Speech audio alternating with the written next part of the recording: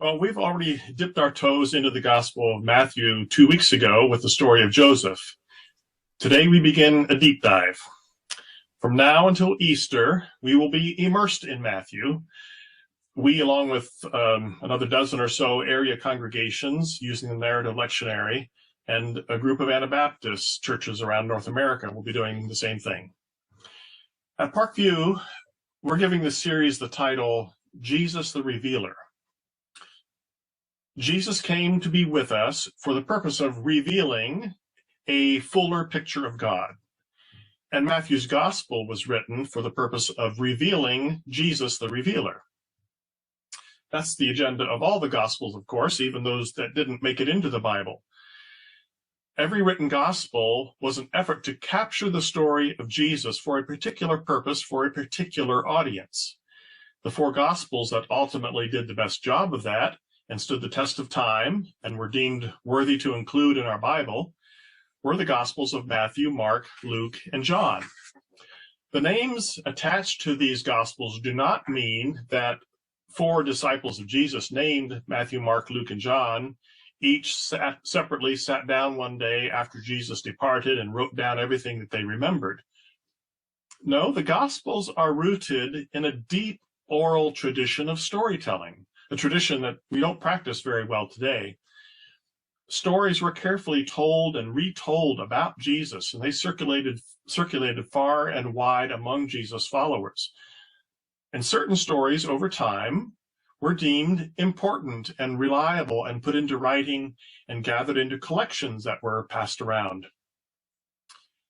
Communities of Jesus followers emerged in various places around the Mediterranean and started engaging in witness and mission.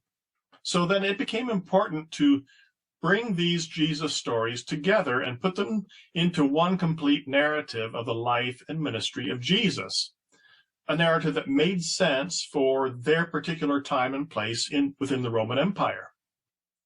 That's why from one gospel to another, we find many similarities and many things also that get a different slant or a different emphasis because their audience was different. So before we dive into Matthew, let's consider who pulled these stories together and who was the first intended audience and what was the intended impact on that audience.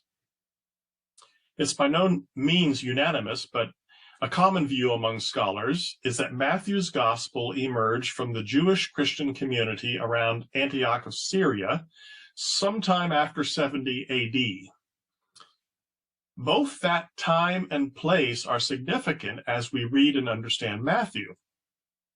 Antioch was about 300 miles north of Jerusalem in modern-day Turkey, in the heart of the oppressive Roman Empire. There was an active early Christian community there. And just a few years earlier, around 70 AD, Jerusalem was destroyed by the Roman military, and the temple was now laying in ruins. All of that happened because of an attempted Jewish revolt against Rome and a long siege of Jerusalem by Caesar's army, during which about 1 million people died. 1 million. So the first few decades after the time of Jesus were catastrophic and horrific for the Jewish people. Can we get our heads around the tragedy and trauma that the Jewish people suffered just a handful of years before this gospel was written? In a city of Jews and Gentiles living together in the heart of the Roman Empire. That reality, to say the least, deeply informed the writers and compilers of Matthew. The other reality that shapes this book is the conflict inside the Jewish synagogue between those who said Jesus was the promised Messiah and those who did not. That divide between the followers of Jesus and the rest of Judaism got especially tense in cities like Antioch that were largely Gentile, because the followers of Jesus were beginning to incorporate more Gentiles into their communities. So Antioch was kind of like ground zero for that conflict. and it resulted in a separation from the synagogue. So Jewish followers of Jesus found themselves having to choose between their faith in Jesus as God's Messiah and having a home in their local synagogue. We believe that the Gospel of Matthew was written first and foremost to strengthen and encourage this hybrid Jew-Gentile community of Jesus followers who were living in the midst of multiple layers of religious conflict and military conquest. So Matthew shows us a Messiah who came into a world that was deeply flawed and broken, but was the embodiment of Yahweh's love and presence in the midst of that brokenness. Matthew seems very concerned that his Jewish readers understand that Jesus is the bona fide Messiah who fulfilled all the prophecies of the Hebrew Scriptures. In contrast to the resistance they were experiencing in the synagogue, Matthew reassures them that Jesus is the Jewish Messiah. And then to reassure Gentile members of the early church, Matthew highlights that Jesus is God's way to further God's plan for the peace and flourishing of all the nations of the world, not just the biological descendants of Abraham and Sarah. This is why Matthew, I think, is the only one who tells us the famous Christmas story of the Magi who came from the east to worship the newborn King of the Jews.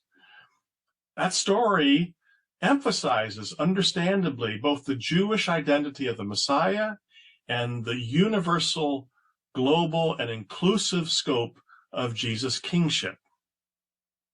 And I believe this is why Matthew is the only gospel to begin his book with an extended genealogy of Jesus, which you're about to hear. He traces Jesus' ancestral roots back to King David and to Abraham, and at the same time highlights the Gentiles in his genealogy, and the key role played by certain named women who might otherwise be dismissed, and even calling attention to some unsavory ways that Jesus' ancestry played itself out. The message seems to be that Jesus' messiahship is for all people and all nations, and that God's faithfulness toward us does not waver, even in the face of our own failures and sins and missteps. I think that was an important message for the first readers of Matthew, living in a time of political and religious turmoil in Antioch of Syria. And I think it's an important message for us today, living in times that are not all that different, come to think of it. And so begins our journey in Matthew.